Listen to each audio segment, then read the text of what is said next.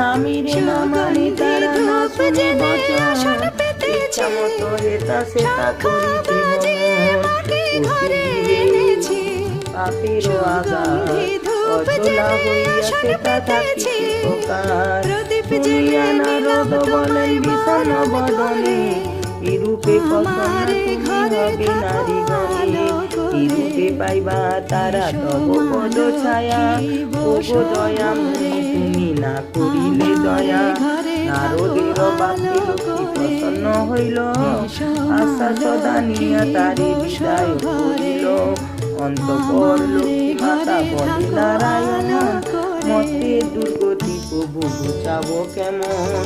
শুনিয়া লক্ষ্মীর কথা বলে নারায়ণ, অস্থির হইও না দেবী স্থির কর মন। আমি যাহা